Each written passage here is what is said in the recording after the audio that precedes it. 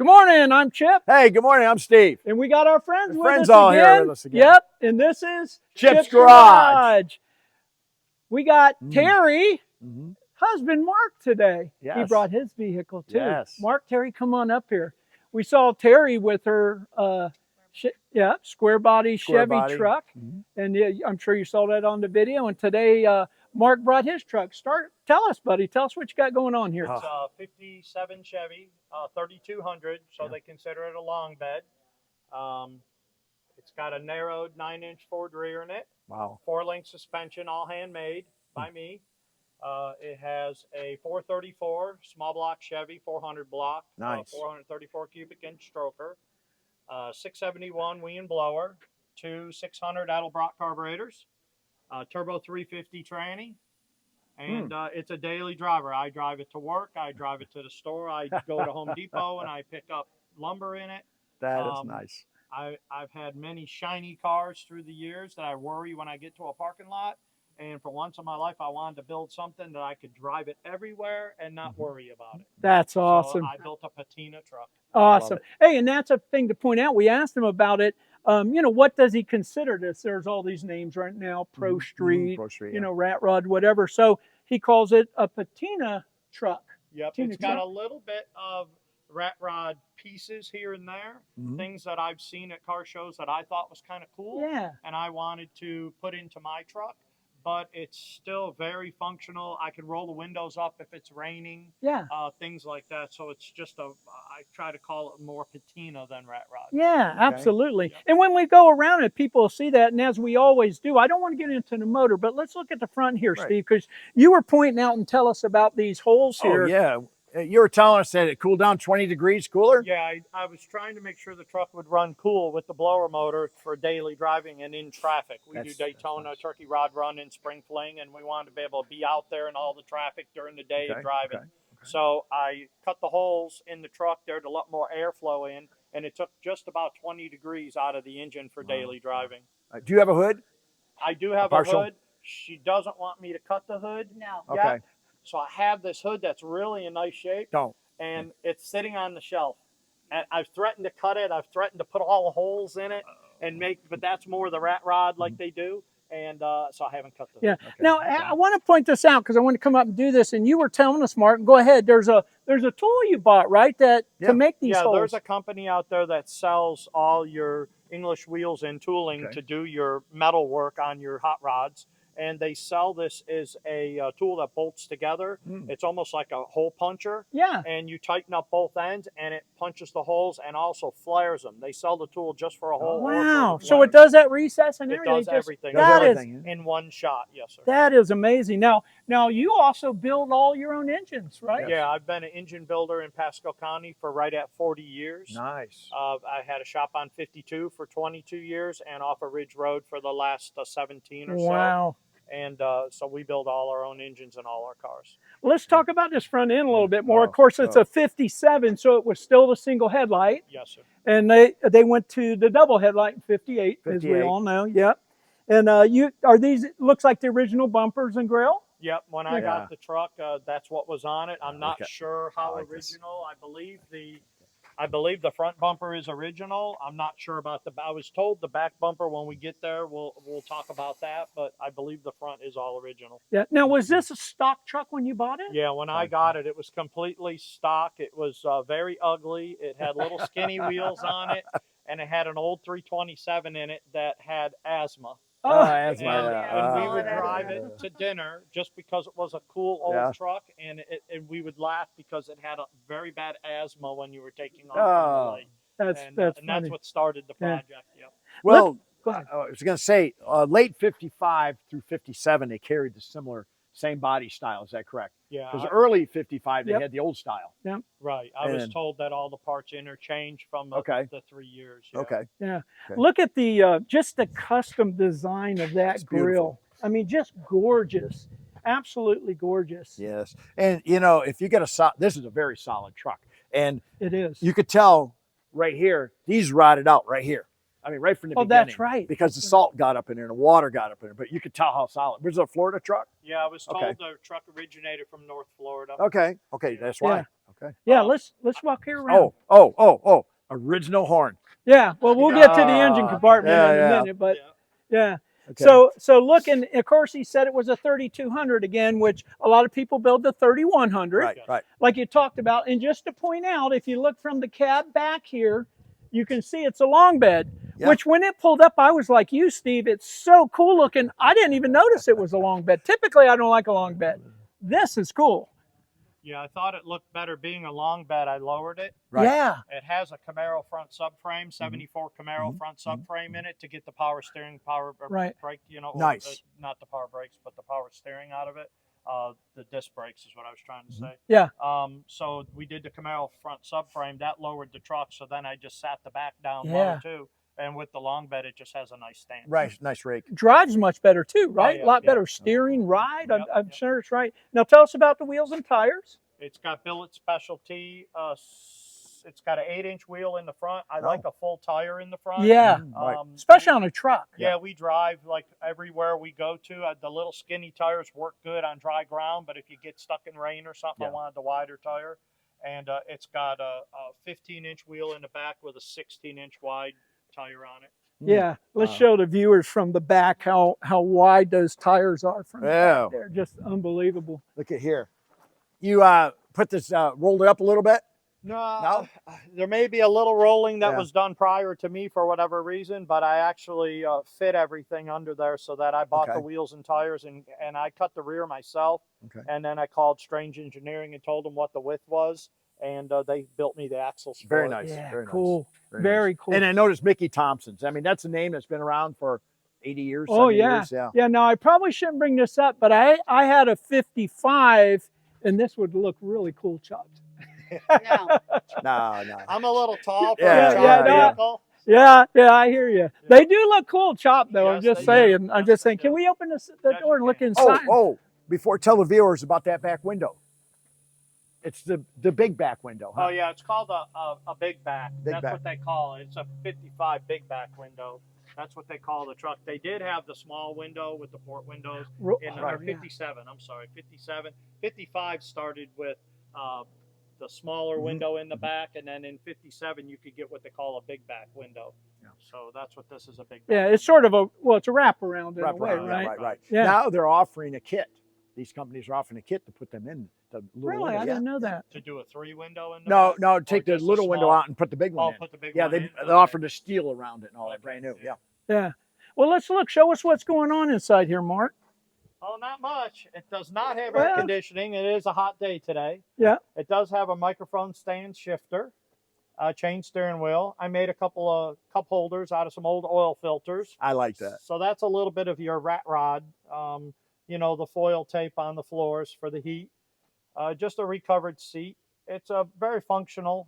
It's got switches in it and gauges in it. It gives a little bit of that rat rod look.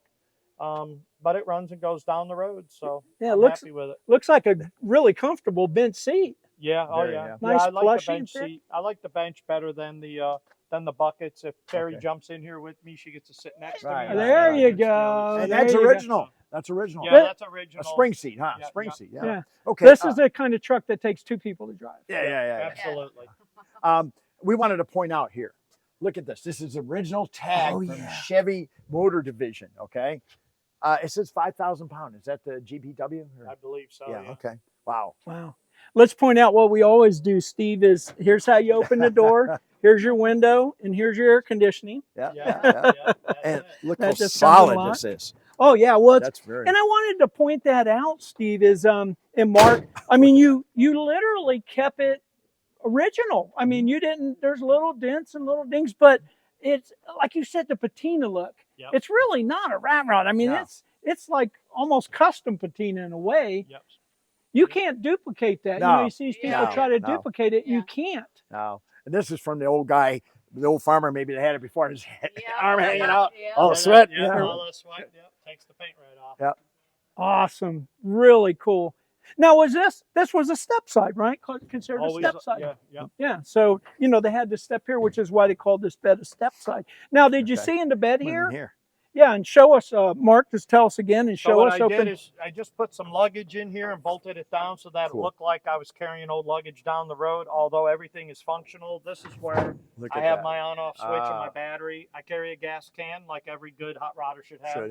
And jumper cables and a tow strap. And bungee cords. And bungee there cords. you go. We do a lot of swap meets with the truck, so we load it up and carry stuff. This here is actually our cooler. It's all bolted in, and we put ice in there and drinks in there when we're on the road. And this is the fuel cell and my gas gauge. Yeah, that's my gas gauge. Yeah, and that's a 10-gallon. Yeah, it's a 12-gallon. 12-gallon fuel cell. Yeah, and one other thing, he's got a fire extinguisher, again, as every hot rodder really should carry in your car. Yeah, you should always have a one or two with you in case there's a problem. Yep. Now, you built these tubs, those small tubs. Wheel tubs are kind of hard to do, and I wanted them to look just old and rusty.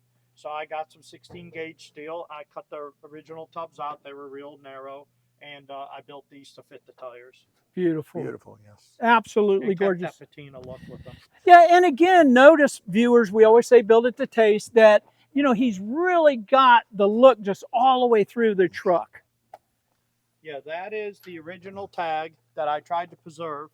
So earlier I said that the truck was a Florida truck, but I believe that dealer's up north somewhere. But I was told that the truck was bought up there and then brought right to Florida. Yeah. And that's an original dealer tag I tried to preserve. Now, previous we talked about the Chevrolet was put in there and just painted over. Now this is painted a different color. Yeah, yeah. So it really sticks out. The Oh, Chevrolet. absolutely. And again, I love the patina with the primer red in the background, if you will. Here's something interesting a lot of viewers don't know is this is actually how you lock and close the gate. So there's one on either side, and these chains just hit and rattle. And if you take them both out, the tailgate drop. Can we drop the tailgate real quick? Sure. We use it all the time for car shows. This is our lunch table. Oh. So we just hook them in. So you hook them in here, and then that supports your tailgate. And that's how it worked back in the day. We put our food up there, and we have lunch on the tailgate all the time at the car shows. Look at that. It'll never go anywhere. Oh, I love it. Yeah, it works perfect. There's absolutely gorgeous. I had to make sure that worked because I have to eat lunch. Oh, yeah. Now, the tail lights are from earlier model vehicle. Yeah, the tail lights are just an older set of, blue dots. See those, I see them on a lot of old cars.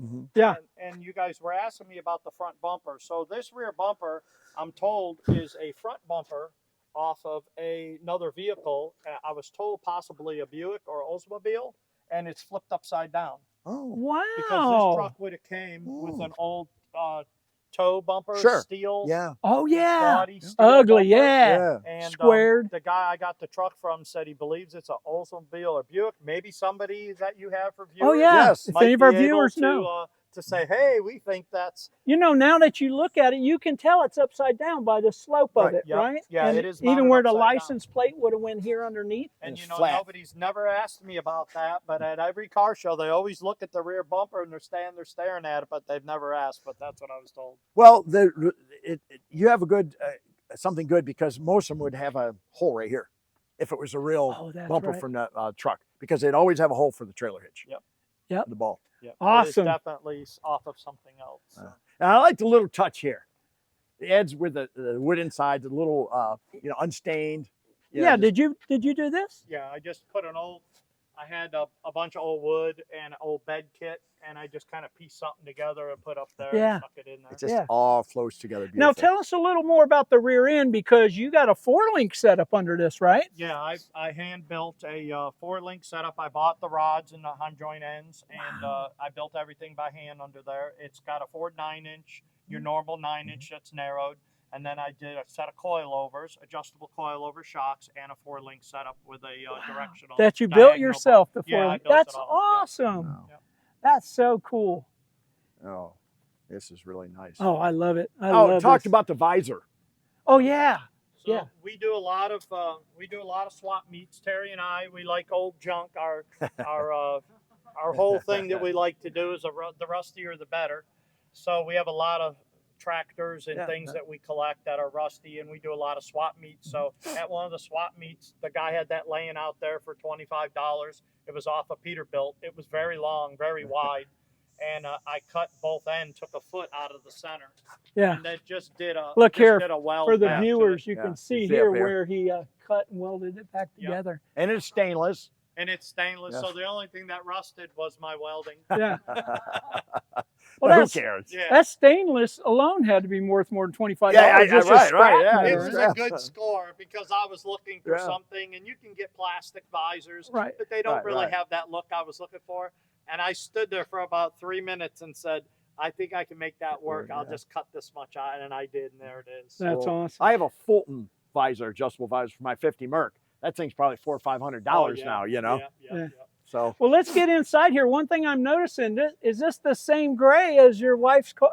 Yes, yes. There See you go. So Nice touch. this is the gray. The whole chassis of this truck had just the cab on it when I built it and the front fenders. I painted this whole chassis that color with the single stage version because I didn't think I was going to have to be touching it up. So I did this in the single stage, just enamel. And we sprayed all this and got this done. And that's where she liked the color. So we had it converted to the base great. coat. Yeah. Awesome. Good. Now I want to point out, because we didn't bring this up in her video, that she's a drag racer. Oh, yeah. She has a S10 that she races on a regular basis. It's a 89 S10, short bed, short box. Yeah. It runs good. It's got an LS 6-liter in it on 2 stages of nitrous. Yeah. Now, how long have you been drag racing? A few years, actually. Yeah. Not in that truck a few Not years. in that truck, but yeah. But it's she's been been a few to the years. track a few years. Yeah. Yeah. Hey, wow. That's awesome. That's Awesome. Let's talk about the motor. Let's finish up here, or the engine, sorry. Okay. Like I said, it's a 434, 400 platform, small block Chevy. Again, you build it. Yep. Oh, yeah. Right. We built it in the shop. Yep. Yep. How much horsepower, roughly? It makes between 6 and 650, I would Nice, say, on nice. pump gas. That's the that's good. whole thing, is that I wanted to run on pump gas. Mhm. It's underdriven. We don't overdrive it. This way we don't build too much heat. Right. You overdrive a blower, it builds heat. Okay for drag racer, but not okay for street cars. Sure. You want to stay away from the heat. So it's got a Weiand 671 on it. It's got about 8,000 miles on the truck since we've put it all together, since Terry and I finished it up. And we drive it at any car show. Everybody calls, we got a car show. We jump in this thing and go. Nice. That's we awesome. We don't have to work on it all the time or wrench on it. It just seems to be a real good driver. That's awesome. Let me ask you a question. A 671 has 3 ribs. Is that correct? Three and a 4, or 3 here, and a 471 has 2. Is that right?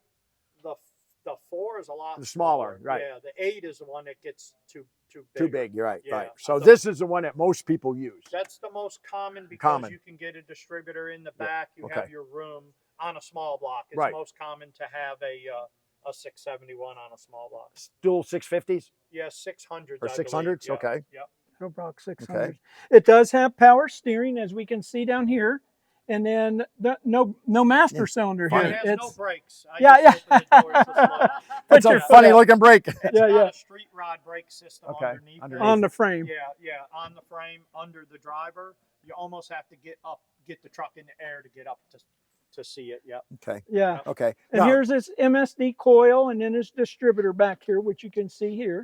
Of course, it's got headers. okay. Yep. And then, And- like Steve pointed out earlier, Right. the Yeah, original, original horn. horn. I love That it. horn's heavy, too. I know. Oh, yeah. I know. Yeah, I I had know. to have that horn on. I love it. Love it. Save that thing. And we talked about just briefly about the frame. They're still available. 70 to 81, and you could tell over here how from 67 to 69 they're a rear steer. After 69 they went to front steer, but they're awesome for street rods. They're Camaro Well, Firebirds. explain that real quick, Steve. Front Yes. steer versus rear steer. Well, they're a rear steer here from 67 to 69, so the linkage is different. All your linkage is behind. Would your box have been here? Yes, Okay, yes. so your steering box The would have steering been box here, back here. as opposed to up Now there. it wouldn't fit because look at the headers. Now a lot of hot rod, especially 50 Mercuries, they chop them. They put this here, they modify, and they steer and drive beautiful. So, and they're still available. Yeah. The So- front steer also, the thing about the front steer is the control link that goes, the drag link that goes center to center is up under where the pan is the thinnest. Right. If you move the steering to the other side, then you have oil pan Yes. clearance That too. problems. Right. So if you have an engine in a truck or something that sits up high, there's no problem there. Right. But if you want to put everything down low, you go with the front steer like he's pointing out. Great And you can go point. to any part store and get any part for it. Yep. Yeah. Everything on here has been replaced. Yeah. I just did the whole front end just recently, and I did it all through AutoZone. I was going to say, I love how simple it is. You know, everything's easy to work on, and the way you laid it out, it's just really simple. This is beautiful. Oh, it's gorgeous. Thank Well, you. we're running out of time, guys. Okay, all right. Mark, Terry, it Terry. was such a pleasure having you Thank guys. you. Thank you. Absolutely Thank you. gorgeous vehicles, man. I love this truck. I I'm love it. Chip, And I'm Steve. Mark? Terry? and this is Chip's Chip's Garage.